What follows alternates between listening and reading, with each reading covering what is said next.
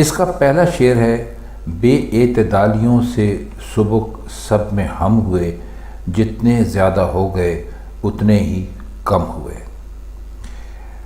بے اعتدالی تو آپ جانتے ہیں، کوئی کام کسی توازن کے ساتھ نہ کرنا، اندھا دھند کسی کام کو کیے جانا، اس کو بے اعتدالی کہتے ہیں۔ اور سبک کہتے ہیں ہلکا ہو جانا، بے وقت ہو جانا یا بے عزت ہو جانا۔ تو غالب یہ کہتے ہیں کہ ہم زندگی کے بہت سے معاملات میں اپنی حدوں سے آگے بڑھتے رہے، اعتدال کا کوئی خیال نہیں رکھا، نتیجہ یہ نکلا کہ سب میں بے وقت ہو گئے، اور ہماری جو عزت تھی اور ہمارا جو وقار تھا وہ ختم ہو گیا۔ دوسرے لفظوں میں کہہ سکتے ہیں کہ ہم جتنے آگے بڑھے تھے، یعنی جتنی عزت کمائی تھی، وہ ہماری بے اعتدالی کی وجہ سے ختم ہو گئی، کم ہو گئی، اور ہم جتنے آگے بڑھے تھے اتنے ہی ہم پیچھے ہو گئے۔ اور یہ تو آپ جانتے ہیں کہ بے اعتدالی اگر اختیار کی جائے زندگی کے کسی بھی شعبے میں، آپ اپنے توازن سے یا اپنی حدود سے نکل جائیں، تجاوز کر جائیں، تو بالآخر آپ کو بے عزتی کا سامنا کرنا پڑتا ہے۔ تو زندگی کے اسی تجربے اور اسی مشاہدے کو مرزا اسد اللہ خان غالب نے اپنے اس شعر میں بیان کیا ہے۔ دوسرا شعر اس کا ہے: پنہا تھا دام سخت قریب آشیان کے، اڑنے نہ پائے تھے کہ گرفتار ہم ہوئے۔ پنہا کا مطلب ہوتا ہے چھپا ہوا، اور دام سخت کا مطلب ہے کہ ایک ایسا جال جس سے باہر نکلنا ناممکن ہو، اور آشیان کہتے ہیں رہنے کی جگہ کو، عموماً پرندوں کے لیے بولا جاتا ہے آشیانہ۔ تو کئی لوگ انسانوں کے لیے بھی اس کو کئی مرتبہ استعمال کیا جاتا ہے، تو اس میں کوئی حرج کی بات نہیں ہے۔ کہہ وہ یہ رہیں کہ ہمیں ہوش سنبھالتے ہی ہم بڑی مشکلوں میں اور بہت طرح طرح کی مصیبتوں میں پھنس گئے تھے۔ مثال یوں دیتے ہیں کہ یوں سمجھیے کہ ہمارا جو آشیانہ تھا اس کے پاس جال لگا ہوا تھا جو ہماری نظروں سے اوجھل تھا۔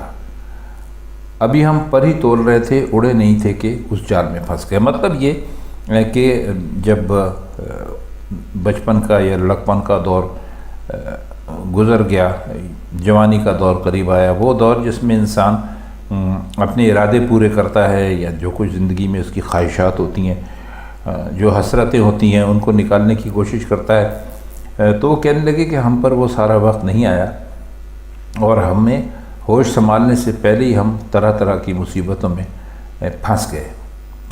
یہ تو آپ جانتے ہیں کہ شکاری جو ہوتے ہیں وہ اپنا جال ایسی جگہ پہ لگاتے ہیں کہ وہ شکار کی نظروں سے چھپا رہے، کیونکہ اگر شکار کو وہ جال دکھائی دے دے گا تو پھر تو شکار اس میں نہیں پھنسے گا۔ تو اس لیے وہ کہتے ہیں کہ ہمارے لیے تو طرح طرح کے ایسے جال جگہ جگہ پہ لگے ہوئے تھے جس میں ہم بہت آسانی کے ساتھ پھنس گئے۔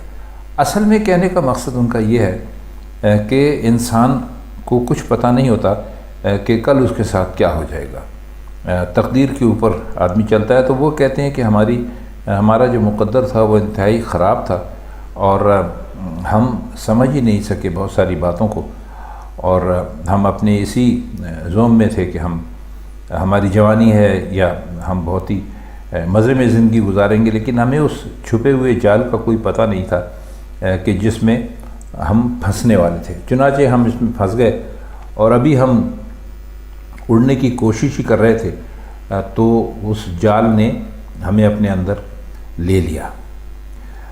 مطلب اسی لیے کہتے ہیں کہ سخت قریب سے مطلب یہی ہے ان کا کہ جو جال تھا ان کے آشیانے کے بالکل قریب تھا۔ مطلب یہ کہ مصیبتیں ان کا انتظار کر رہی تھیں، لیکن وہ ان مصیبتوں کو دیکھ نہ پائے۔ شعر نمبر 3 ہے: ہستی ہماری اپنی فنا پر دلیل ہے، یہاں تک مٹے کہ آپ ہم اپنی قسم ہوئے۔ ہستی کہتے ہیں انسان کی، جو انسان کو کہتے ہیں، یہ سمجھ لیجیے۔ تو اس میں ہم دیکھتے ہیں کہ کوئی فنا کہتے ہیں مر جانے کو، اور دلیل کہتے ہیں کسی اپنی بات کو درست ثابت کرنے کے لیے جو بات کہی جاتی ہے اس کو کہتے ہیں۔ اس شعر کی اصل میں غالب نے اپنے ایک شاگرد کو، جو خطوط غالب ہیں ہمیں ملتے ہیں، اس میں انہوں نے اس شعر کا مطلب خود کہا تھا کہ پہلے یہ سمجھو کہ قسم کیا چیز ہے، قد اس کا کتنا لمبا ہے، ہاتھ پاؤں کیسے ہیں، رنگ کیسا ہے۔ جب یہ نہ بتا سکو گے تو جانو گے کہ قسم جسم اور جسمانیت میں سے نہیں ہے، ایک اعتبار محض ہے اور سی مرغ کا سا اس کا وجود ہے، یعنی کہنے کو ہے دیکھنے کو نہیں ہے۔ تو بس شاعر کہتا ہے کہ جب ہم اپنی قسم آپ ہو گئے تو گویا اس صورت میں ہمارا ہونا ہمارے فنا ہونے کی دلیل ہے۔ محاورہ یہ ہے کہ فلاں شے ہمارے پاس قسم کھانے کو بھی نہیں، یعنی نام کو بھی نہیں، کیونکہ اگر اس کا وجود کچھ ہوتا تو قسم کھانے کا ثبوت بن سکتا تھا۔ تو یہی محاورہ مرزا نے اس شعر میں استعمال کیا۔ فرماتے ہیں ہمارا ہونا ہمارے فنا ہونے کی ایک دلیل ہے، ہم مٹتے مٹتے اس حد پر پہنچ گئے گویا اپنی قسم بن گئے، یعنی نام کو بھی ہمارا وجود باقی نہ رہا۔ اگلا شعر دیکھیے کہ سختی کشان عشق کی پوچھے ہے کیا خبر، وہ لوگ رفتہ رفتہ سراپا علم ہوئے۔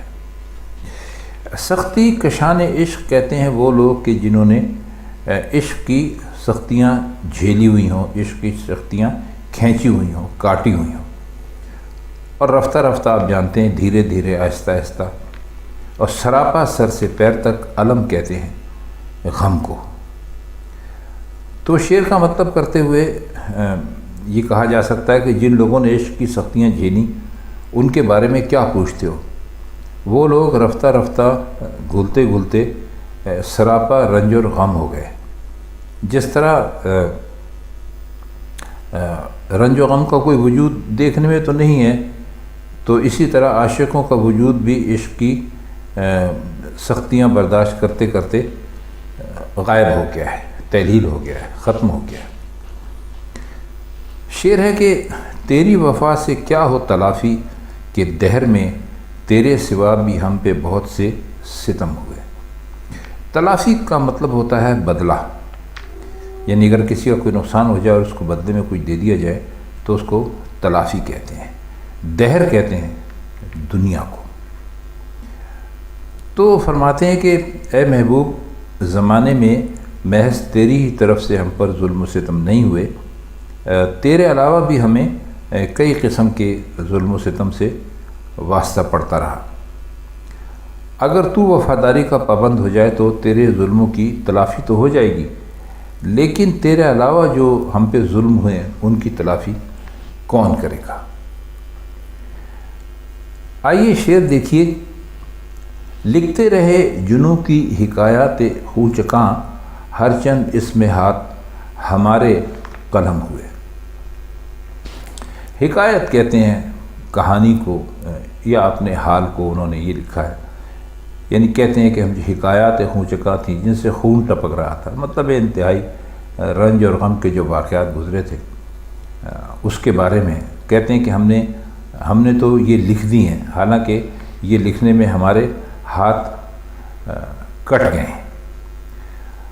ہم جنون اور دیوانگی کی داستانیں قلم بند کرتے رہے جو اتنی دردناک تھیں گویا کہ ان کے ہر لفظ سے خون ٹپکتا تھا۔ اگرچہ اس مشغلے میں ہمارے ہاتھ کٹ گئے لیکن ہم نے وہ داستان ترازی یا وہ داستان لکھنا چھوڑا نہیں۔ مطلب یہ ہے کہ ہماری دھن پکی اور ہمارا عزم اٹل تھا۔ ہم عشق اور محبت کی داستانیں لکھتے رہے، وہ اتنی درد انگیز تھیں کہ اس جرم میں، سچ بولنے کے جرم میں ہمارے ہاتھ بھی کٹوا دیے گئے، مگر ہم نے پوری ہمت کے ساتھ اپنا کام جاری رکھا۔ یہ شعر اصل میں ان لوگوں کے لیے کہا گیا ہے جو بلند مقاصد کے لیے جدوجہد کرتے ہیں اور کوئی ظلم یا کوئی جبر انہیں ان کے راستے سے ادھر ادھر ہٹا نہیں سکتا۔ اب اس کا آخری شعر دیکھتے ہیں کہ چھوڑی اسد نہ ہم نے گدائی میں دل لگی، سائل ہوئے تو عاشق اہل کرم ہوئے۔ اہل کرم کا مطلب ہوتا ہے دینے والے، اور گدائی کہتے ہیں مانگنے کو۔ تو وہ کہتے ہیں کہ اے اسد، ہم نے گدائی اختیار کی تو دل لگی اور عشق و محبت کا مشغلہ پھر بھی ہمارا جاری رہا۔ ہم مانگنے والے تو بن گئے، لیکن عاشق ہوئے تو اہل کرم پر عاشق ہوئے۔ مطلب یہ ہے کہ ہم بہت ہی شروع سے عشق و محبت کرتے رہے ہیں، جسے ہم چھوڑ نہیں سکتے، اور اگر ہم کوئی دوسرا پیشہ اختیار کر بھی لیں تو یہ عشق کرنے کی جو ہماری عادت ہے اور عشق کرنے کے جو ہمارے معاملات ہیں، ان سے ہم کبھی منہ نہیں پھیریں گے۔ تو خواتین حضرات، یہ تھی مرزا غالب کی آج کی غزل، اس کے کچھ مشکل الفاظ کی معنی اور شعروں کا مطلب جو ہم نے آپ کی خدمت میں پیش کیا۔ تو آپ سے ملاقات ہوتی ہے مرزا غالب کی کسی اور غزل کے ساتھ کسی اور محفل میں۔ تب تک کے لیے ہم آپ سے اجازت چاہتے ہیں۔ خدا حافظ۔